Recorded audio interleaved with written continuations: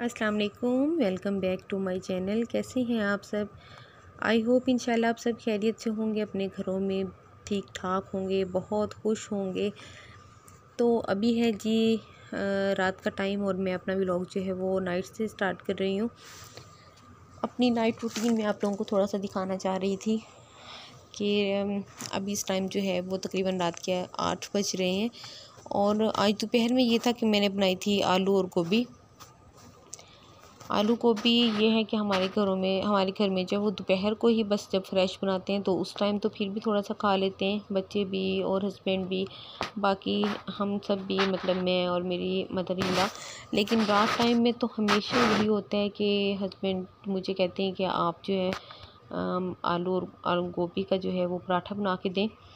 तो मुझे पता होता है कि ये तो होना है, रात को लास्ट में मुझे बनाना है, तो इसलिए बस मैं पहले से ही आटा वगैरह गूंद के रख लेती हूँ कि और मसाला बना के रख लेती हूँ कि जब जैसे ही फरमाइश करेंगे तो मैं फ़ौरन जो है वो साथ के साथ बना लूँगी। क्योंकि इस तरह के जो सालन वाले या आलू वाले पराठे होते हैं तो वो तो बिल्कुल ताज़ा ताज़ा से ही अच्छे लगते हैं। और दूसरा ये कि बच्चे जो हैं वो दिन में बहुत मुश्किल से खाते हैं सालन से रोटी, स्पेशली जब आलू गोभी बनी हो। रात को तो मस्ट है कि उन्होंने भी अपने पापा के साथ जो है वो आलू गोभी का पराठा खाना होता है। वैसे मैं ख़ुद भी बहुत शौक़ से खाती हूँ। तो बस ये है कि जो मेरी मदर इन लॉ है वो पराठा नहीं खाती, क्योंकि उनको बीपी का प्रॉब्लम है। बीपी काफ़ी ज़्यादा हाई रहता है, इसलिए वो सिंपल रोटी लेती हैं नाश्ते में भी और बाकी टाइमों में भी। तो उनके लिए बस मैं सिंपल रोटी बनाऊंगी अभी, और बाकी बच्चों के लिए, अपने लिए और आसिफ के लिए जो है वो मैं बनाने लगी हूँ अभी आलू और गोभी का पराठा। और ये जो आटा गूंदने की मशीन मैंने आप लोगों को दिखाई थी अपने लास्ट व्लॉग में, मैंने आप लोगों के साथ इसकी कंप्लीट वीडियो शेयर की थी, इसका रिव्यू भी दिया था मैंने। तो बहुत अच्छी है ये, अगर आप लोगों ने मेरे उस व्लॉग को नहीं देखा तो आप मेरे लास्ट व्लॉग को देख सकते हैं। बहुत ही काम की चीज़ है। जहाँ आटा आप इतना निकालते हैं, फिर पानी रखते हैं, फिर उसको गूंदते हैं जी, काफ़ी टाइम लग जाता है। इस तरह यह है कि बस मशीन में आटा डालो और पानी डाल के आप साथ साथ जो है वो कोई भी काम कर सकते हैं। जैसे अभी मैं आटा गूंदने के साथ साथ जो है वो मसाला भी बना रही थी कि इतना आटा गूंदता है तो इतना मैं मसाला जो है वो रेडी कर लूँ। तो फाइनली जो है वो आटा भी मेरा गूंद के तैयार हो चुका है और उसके साथ जो है ये मसाला भी मैं रेडी कर चुकी हूँ। ये मैंने मसाला जो है ये अलग से सब्ज़ मिर्चें, धनिया और ज़ीरा वगैरह डाल के मैंने अपने और आसिफ के लिए बनाया है। और बच्चों के लिए बिल्कुल सिंपल ही मैंने सालन जो है वो मैश किया था, क्योंकि आपको मैंने पहले भी अपने कुछ व्लॉग्स में बताया कि मेरे बच्चे तो बिल्कुल भी मिर्चें नहीं खाते।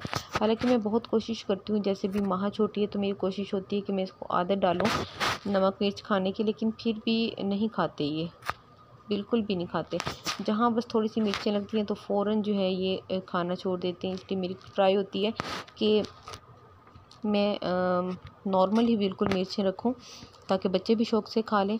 तो बस अभी जैसे पराठा बना रही थी तो इसका तो ये है कि बच्चों के लिए मैंने सिंपल ही मैश कर लिया था, और अपने और आसिफ के लिए बाद में जो है वो मैंने अलग से मसाला बनाया था और उसके अंदर मैंने जो है वो चिली डाल ली थी। तो ज़ाहिर है अब बच्चों के साथ साथ चलना पड़ता है। तो मैक्सिमम यही होता है कि सालन में हम लोग भी बहुत कम चिली यूज़ करते हैं, बहुत ही कम यूज़ करते हैं। इवन कि अगर कोई अचानक से हमारे घर आ जाए और खाना खाने लगें तो वो हमें ये कहते हैं कि आप बहुत फीका खाना खाते हैं। बहुत ज़्यादा फीका तो नहीं होता, लेकिन बस ये है कि बच्चों की वजह से हम मिर्चें बहुत लाइट रखते हैं ताकि बच्चे भी शौक़ से खा लें। क्योंकि फिर ये बहुत ज़्यादा टेंशन हो जाती है कि इतनी मेहनत करके खाना भी बनाया जाए और फिर बच्चों के लिए ज़ाहिर है स्पेशली इतनी मेहनत की जाती है, तो वो खाना भी ना खाएं तो फिर बहुत ज़्यादा तकलीफ़ होती है और इसके अलावा टेंशन भी अलग होती है कि अब क्या किया जाए।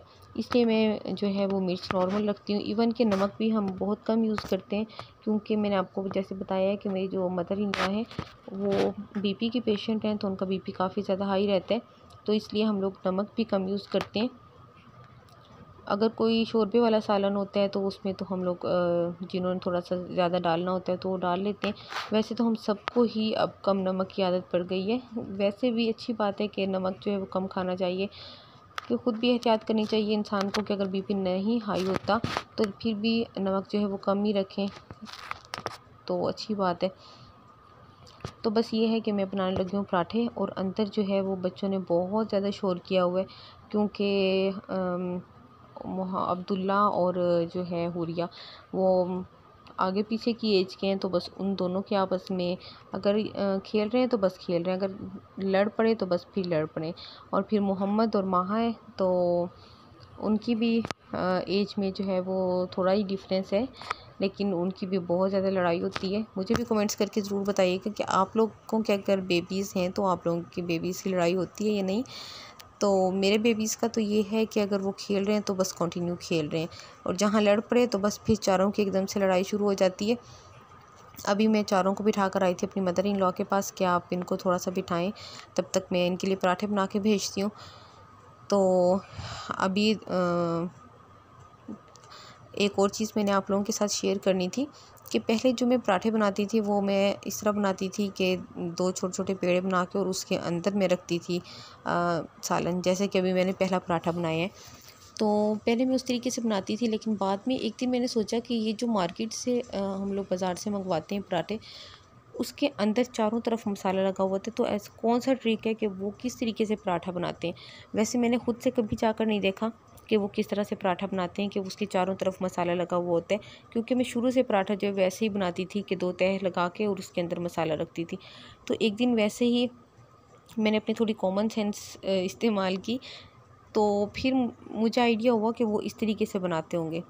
जब मैंने इस तरीके से पराठा बनाकर मैंने ट्राई की, तो इस तरीके से पराठे का टेस्ट जो है वो और तरह से था, क्योंकि वो चारों तरफ लग जाता है। कोई भी जगह ऐसी नहीं रहती कि जहाँ से आपको पराठे में जो है वो फीकापन महसूस हो।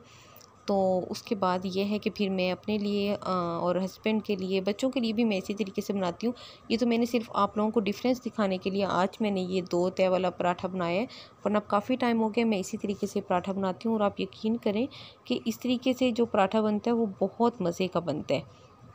और एक और चीज़ इम्पॉर्टेंट बात यह है कि अगर पराठे बनाने हो, जैसे सालन वाले पराठे, तो अगर आप इसके अंदर वाइट आटा थोड़ा ज़्यादा मिक्स कर लें गंदम के आटे के साथ, तो इससे होता है कि पराठा जो है वो बिल्कुल भी नहीं टूटता।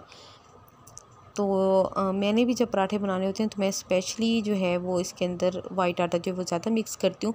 वैसे तो मेरे हस्बैंड जो हैं वो गंदम के आटे की, खालिस गंदम के आटे की रोटी नहीं खाते, वाइट आटा वो ज़रूर मिक्स करवाते हैं, इसलिए मैं मंगवा के ही रखती हूँ। लेकिन जब पराठे बनाने होते हैं तब मैं थोड़ा ज़्यादा इसके अंदर ऐड कर लेती हूँ वाइट आटा, ताकि यह है कि पराठे जो हैं वो अच्छे से बन जाएँ और पराठे टूटे नहीं। तो बस ये है कि बच्चों को पराठे बनाकर मैंने दे दिए हैं ताकि उनका थोड़ा सा लड़ाई झगड़ा ख़त्म हो और वो खाने में जो है वो बिज़ी हो जाएं, क्योंकि फिर ये होता है कि मेरी कोशिश होती है कि बच्चे खाना खाकर और 9 बजे तक जो है वो सो जाएं, ताकि उनकी नींद भी पूरी हो और सुबह स्कूल के लिए जो है वो जल्दी उठ जाएँ। मैं अपनी मॉर्निंग रूटीन भी इंशाल्लाह आप लोगों के साथ शेयर करूँगी, और कि मैं किस टाइम उठती हूँ और मॉर्निंग में क्या क्या करती हूँ, किस टाइम में बच्चे स्कूल जाते हैं, वो भी इंशाल्लाह मैं फिर अपने किसी व्लॉग में आप लोगों के साथ शेयर करूँगी। तो अभी चूँकि बच्चों के स्कूल ओपन हो चुके हैं, तो बस ये है कि लाइफ जो है वो बहुत ज़्यादा इस टाइम बिज़ी हो चुकी है। सारा दिन ही इतना बिज़ी गुज़रता है, सुबह नमाज के बाद से लेकर और रात तक पता ही नहीं चलता कि जितने मर्ज़ी काम कर लें, काम है कि वो ख़त्म ही नहीं होते, क्योंकि ज़ाहिर है बच्चों के साथ तो मसरूफ़ियत बहुत ज़्यादा हो जाती है, लाइफ बहुत ज़्यादा बिज़ी हो जाती है बच्चों के बाद। तो बस यही है कि अभी मैं कोशिश कर रही हूँ कि बस 9 बजे से पहले पहले बच्चे जो हैं वो खाना खा के फ्री हो जाएं और उसके बाद जो है मैं इनको सुला दूँ। तो बस ये है कि पराठे जो हैं वो तकरीबन रेडी हो चुके हैं, ये आपके सामने ही हैं। बड़ा मज़े का पराठा बन चुका है। और अभी मैं 2 पराठे बनाकर सबसे पहले मैं अपने हस्बैंड को दूँगी, क्योंकि उनको भी वो, जब मैं पराठे बना रही होती हूँ तो उसकी खुशबू से उन्हें और ज़्यादा भूख लग रही होती है, तो इसलिए मैं पहले उनको दूँगी, बच्चों को दूँगी और लास्ट में फिर अपने लिए पराठा बना कर जाऊँगी। पराठे कंप्लीट हो चुके हैं और अब मैं ये सिंपल रोटी बना रही हूँ अपनी मदर इन लॉ के लिए, क्योंकि मैंने बताया कि वो पराठा बिल्कुल भी नहीं खाती, क्योंकि पराठे से जो है बीपी और ज़्यादा हाई हो जाता है। मेडिसिन यूज़ करती हैं वो बीपी के लिए। तो बस खाना हो चुका है कंप्लीट और अब मैं जा रही हूँ खाना खाने के लिए। तो आसिफ जो हैं वो मुझे कब से आवाज़ें दे रहे हैं कि जल्दी आ जाएं और इकट्ठे बैठ के खाना खाते हैं। बस एक लास्ट काम जो है वो ये रह गया था कि मैंने वाइट चने भिगोने थे सुबह के लिए, क्योंकि अक्सर ऐसा होता है कि मैं सोचती हूँ कि चलें आज चने भिगो देते हैं, सुबह बना लेंगे, लेकिन बस ऐसे काम में बिज़ी होती हूँ कि वो भिगोना ही भूल जाती हूँ, लेकिन अभी मुझे ये था कि मेरे माइंड में है तो बस जल्दी जल्दी अभी इनको भिगो कर और फिर ही मैं खाना खाने के लिए जाऊँगी। आसिफ से मैं कह रही थी कि आप इतना स्टार्ट करें, तो बस मैं अभी एक तो काम रहते हैं वो मैं करके आ रही हूँ। तो सब्ज़ियों का तो यही है बस, कुछ सब्ज़ियाँ हस्बैंड नहीं खाते, कुछ सब्ज़ियाँ जो हैं वो बच्चे नहीं खाते, तो बस कुछ मदर इन लॉ जो है वो नहीं खाती। जैसे करेले हैं वो बहुत गर्म होते हैं, तो उनको चूँकि बीपी का मसला है, इस तरीके से जो गर्म चीज़ें होती हैं जिनकी तासीर गर्म होती है, तो फिर वो वाली सब्ज़ियाँ बहुत कम इस्तेमाल होती हैं। चलें जी, खाना जो है वो खा चुके, बच्चे जो हैं वो भी लेट चुके हैं सोने के लिए। और अभी जो मेरा लास्ट काम रह गया था वो ये था कि मैंने बर्तन वॉश करने थे, क्योंकि मेरी कोशिश होती है कि किचन जो है वो मैं बिल्कुल नीट एंड क्लीन करके जाऊं, क्योंकि जब सुबह उठते हैं तो नींद में से एक दो बंदा उठता है और फिर किचन में आए, आगे किचन फैला हुआ हो, तो तबीयत और भी ज़्यादा जो है वो बेजार हो जाती है। तो अगर सुबह उठ के किचन में आए, किचन बिल्कुल नीट एंड क्लीन हो, तो तबीयत भी ज़रा फ्रेश हो जाती है। तो इसलिए मेरी कोशिश होती है कि मैं रात में ही जो है वो सारा काम कंप्लीट करके और बर्तन वॉश करके सोऊं। अगर किसी दिन हिम्मत हो तो रात में मैं घर की क्लीनिंग कर लेती हूँ, वरना मैक्सिमम तो सुबह ही होती है। तो चलें जी, ये था मेरा आज का व्लॉग। नेक्स्ट व्लॉग में फिर मिलते हैं, तब तक के लिए अल्लाह हाफिज़, अल्लाह की अमान।